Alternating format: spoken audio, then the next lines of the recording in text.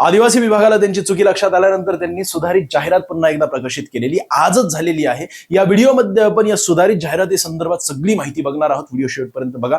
जर तुम्हाला अप्लाय करायचं असेल तर हमखास तुम्हाला आजचा व्हिडिओ फार महत्त्वाचा असणार आहे। पूर्वी बघा ना 416 जागा होत्या आणि 29 प्रकल्प आहेतच, परंतु 416 जागांसाठी चौकीदार पदासाठी ऍडव्हर्टाइज आली होती ग्रुप डी ची, पण आता 478 जागा झालेल्या आहेत आणि कालावधी सुद्धा बदललेला अप्लाय करण्याचा 6/5/2026 ते 27/5/2026 या कालावधीमध्ये तुम्ही अप्लाय करू शकता tribal.maharashtra.gov.in। आणि म्हणून मी तुम्हाला सांगत होतो की घाई करू नका अप्लाय करण्यासाठी। अनेक युट्यूब चॅनलवर लगेच कशा प्रकारे अप्लाय करायचं आहे, फॉर्म कसा भरायचा आहे या संदर्भात व्हिडिओ झाले होते आणि ते व्हिडिओ बघितल्यानंतर विद्यार्थ्यांनी घाई केली। मी पुन्हा तेच सांगतोय की तारीख बघा 6 तारीख आहे ना, या 6 तारखेच्या अजून 4-5 दिवस थांबा आणि त्यानंतर अप्लाय करा।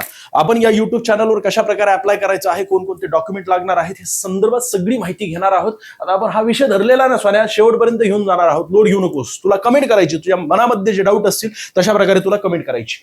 कम्प्युटर बेस्ड टेस्ट असणारे म्हणजे एमसीक्यू टाईप असणार आहे, जशी पूर्वी होती तशाच प्रकारे आहे। 47 जागा सर्वाधिक कळवणमध्ये आहेत मित्रांनो। पूर्वी सुद्धा जागा कळवणमध्ये सर्वात जास्त होत्या, परंतु आता वाढ झाल्यानंतर सुद्धा 47 जागा कळवणमध्ये सर्वात जास्त आहेत। या व्यतिरिक्त या ठिकाणी प्रकल्प दिसत आहेत, आदिवासी विकास प्रकल्प आणि त्यामध्ये असलेल्या जागा दिसत आहेत।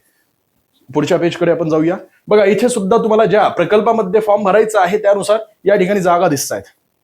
प्रत्यक्षात आपण बघणार आहोत की कोणत्या प्रकल्पामध्ये किती जागा आहेत आणि कशा प्रकारे वाढलेल्या आहेत। 6/5/2026 दुपारी 3च्या नंतर तुम्ही अप्लाय करू शकता ते 27/5/2026 11:30 म्हणजे 11:55 पर्यंत तुम्हाला अप्लाय करायचं आहे। खऱ्या अर्थाने जर बघितलं तर 11 किंवा 10 तारखेला तुम्ही फॉर्म भरा पुढच्या महिन्याच्या। पुढे अजून काय राहिलेलं काय या पेजमध्ये बघा, इथे दिसते जी वेबसाईट आहे तीच लक्षात ठेवा, tribal.maharashtra.gov.in या वेबसाईटवर जाऊन तुम्ही अप्लाय करू शकता।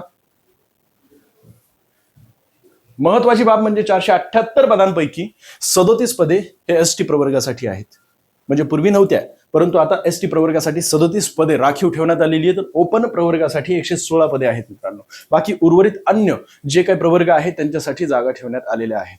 महत्वाचा अजून एक मुद्दा तो म्हणजे अनुसूचित जमातीच्या म्हणजे एसटी शेड्यूल ट्राईब यांच्या दिवंगत व्यक्तींच्या कुटुंबातील 151 प्रकरणांमध्ये एक वेगळीच विशेष बाब म्हणून आकृतीबंधात मृत घोषित केलेले जे पदे आहेत ती पदे खास करून पुनर्जीवित करून त्यावर नियुक्ती देण्याचा निर्णय घेण्यात आला आणि तशा प्रकारे सुधारणा करण्यात आलेल्या आहेत। ठीक आहे, बाकी संवर्गातील मृत घोषित हे सगळ्या गोष्टी महत्वाच्या नाहीयेत। महत्वाचं तुमच्यासाठी हेच की तारीख, फॉर्म भरण्याची आणि ही वेबसाईट एक लक्षात ठेवा।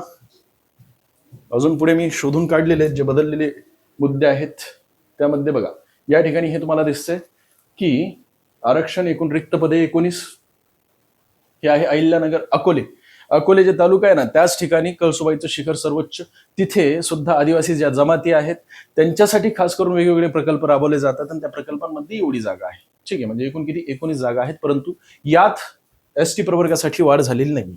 पण लक्षात ठेवा इथे धुळेचे जे प्रकल्प त्या ठिकाणी 3 जागा वाढलेल्या आहेत। ठीक आहे, पुढे अजून नाशिक या जिल्ह्यामध्ये जे असलेला प्रकल्प आहे त्यात एकूण 9 जागा वाढलेल्या आहेत। त्यात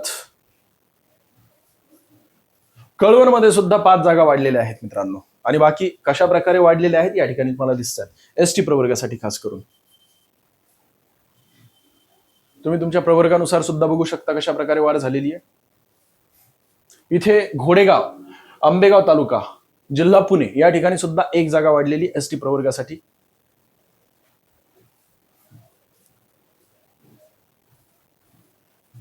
डहाणू या ठिकाणी सुद्धा 2 जागा वाढलेल्या आहेत मित्रांनो। या व्यतिरिक्त अजून सोलापूर या ठिकाणी जो प्रकल्प राबवला जात आहे त्या ठिकाणी 1 जागा वाढलेली आहे। आणि छत्रपती संभाजीनगर जिल्हा छत्रपती संभाजीनगर त्या ठिकाणी सुद्धा 2 जागा वाढलेल्या आहेत खास करून एसटी प्रवर्गासाठी। आणि मग नंतर हा जो पुसद आदिवासी प्रकल्प आहे विकास प्रकल्प त्यात 1 जागा वाढलेली आहे।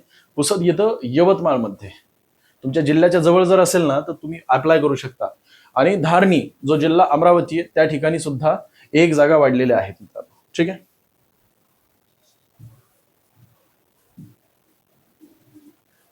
पुढे अजून या ठिकाणी सुद्धा 1 जागा वाढलेली आहे। हे आहे अकोला प्रकल्प जिल्हा अकोले तालुका वेगळा मित्रांनो, तो अहिल्यानगर जिल्ह्यामध्ये येतो आणि अकोला जिल्हा वेगळा। ठीक आहे, बाकी अजून चिमूर या ठिकाणी सुद्धा जागा वाढलेली 1। अशा प्रकारे जागा वाढलेल्या तुम्ही बघू शकता।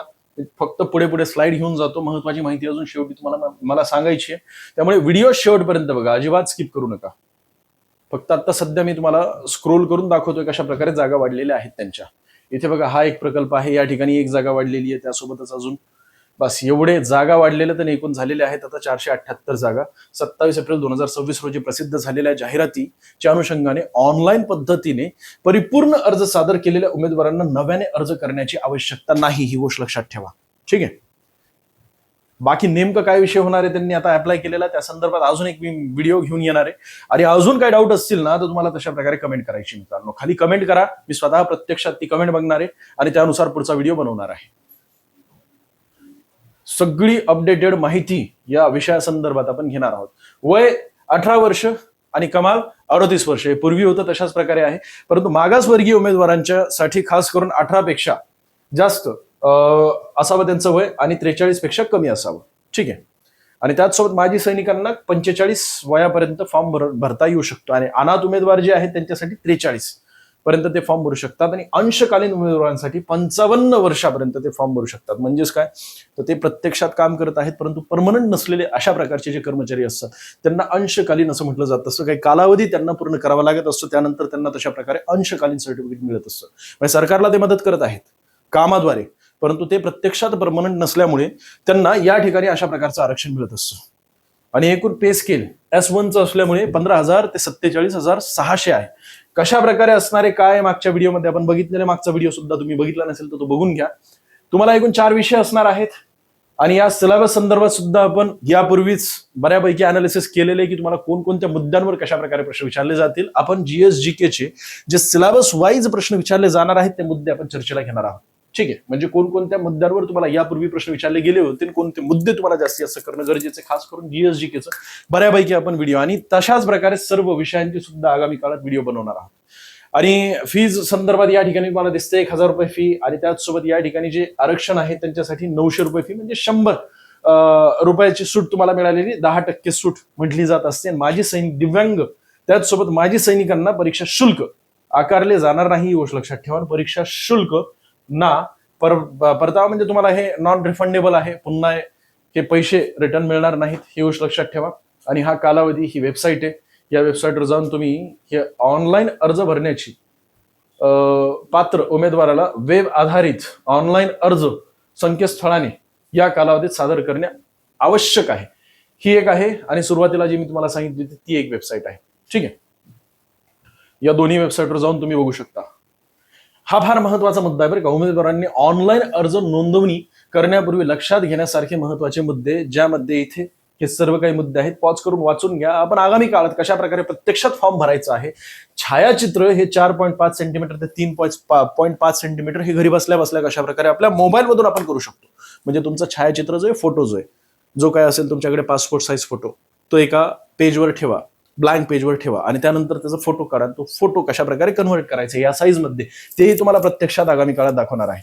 स्वतःची स्वाक्षरी, म्हणजे असं काही गरज नाहीये की तुम्ही त्या ठिकाणी कम्प्युटर जे हे असतं ना, काय म्हणतात, कॅफे असतो, त्या ठिकाणी जाऊन तुम्ही फॉर्म भरू शकता म्हणून असा काही विषय नाही. तू तुझ्या मोबाईलने फॉर्म भरू शकतोस, अप्लाय करू शकतोस. तर हे मुद्दे एक लक्षात ठेवा. अजून यामध्ये काय नाही, बस एवढंच आहे. बाकी व्हिडिओ आवडला असेल तर लाईक करा, जास्तीत विद्यार्थ्यांना शेअर करा. अशाच प्रकारची अत्यंत महत्वाची अपडेटेड माहिती बघण्यासाठी अजूनही तुम्ही सबस्क्राईब केलं नसेल तर करून टाका आणि तुमचे जे प्रश्न आहेत ते खाली टाका. त्यानुसार आपण आगामी काळात व्हिडिओ बनवणार आहोत.